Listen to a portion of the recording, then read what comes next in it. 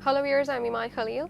There are three economic systems: the market economic system, the planned economic system, and the mixed economic system. Now, the mixed economic system is an economic system in which both the private and public sectors play an important role. Now, in the mixed economic system, actually, it's just simply it's the combination of the features of a market economic system and a planned economic system. That's it. Some prices are determined by the market forces of demand and supply, while some prices are determined by the government. So, of course, a mixed economic system has its own upsides and downsides. Let's look at the upsides. So, the upsides of a mixed economic system are that, first of all, the government, when it decides what to produce, because of course there's government intervention in a mixed economic system, so the government takes into account both social costs and benefits.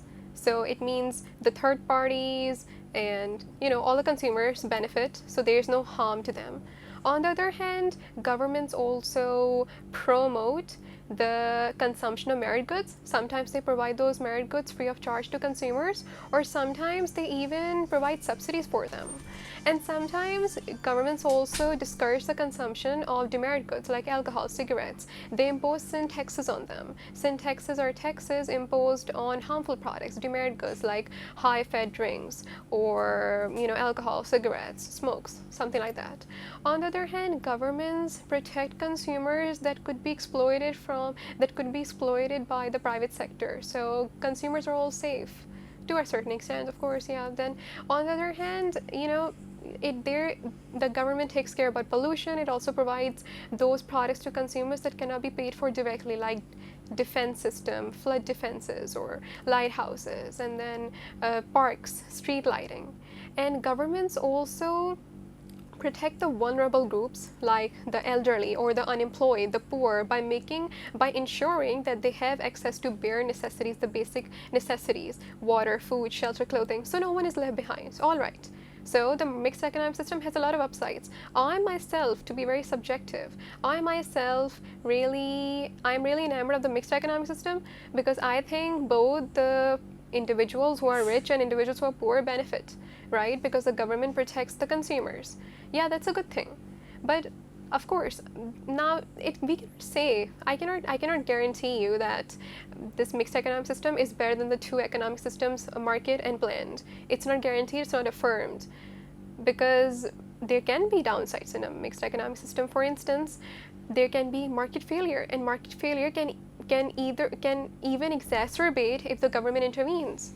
So the market economic system, the mixed economic system, is not all bonamy or something like that. It comes with upsides and downsides. So there are winners and there are losers. The government set minimum prices and maximum prices to protect consumers or to protect producers, and everything is taken into account. The thing is that the economic system of a country doesn't matter. This is something that I'm being really honest about. It's all about efficiency. Efficiency is a key economic concept. If you want to judge the performance of any individual, of any government, of any organization, you just have to look at one very easy thing: efficiency, productive efficiency, allocative efficiency, dynamic efficiency.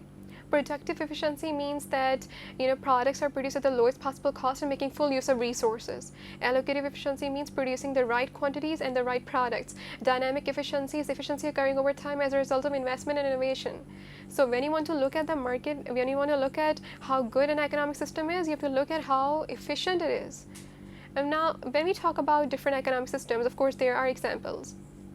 By and large, like to a certain extent actually, all economies are mixed economies. There's government intervention also, and then there's a private sector also. Sweden is a mixed economy, you could say. The US is a market economy, but of course, governments provide defenses and something like that. So there's never a pure market economic system. It's always just an economic system, a market economic system. North Korea is a planned economy. Now, when we talk about changes in the economic systems, let me tell you one thing. There were traumatic changes in 1980 and 1990. Economies like the UK and New Zealand moved from being mainly mixed economies to only market economies. And many economies saw dramatic changes. They reduced the government's role by deregulation, by selling of SOEs or parts of SOEs, and by reducing taxation. They gave individuals more chances to take over businesses. And in the 1990s, there was an even more dramatic change in Eastern Europe, including Poland and Russia. They moved from being only planned economies to primarily market economies. They did see a rise in consumer choice and the quality of the products produced, but they also saw a rise in income inequality and poverty.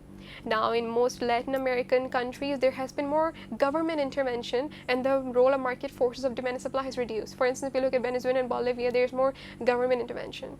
In Asia, countries like India and China see more private sector businesses, you know? So that's all about economic systems. We have three types of economic systems: the market economic system, the planned economic system, and the mixed economic system. That's it for now. Thank you so much for watching.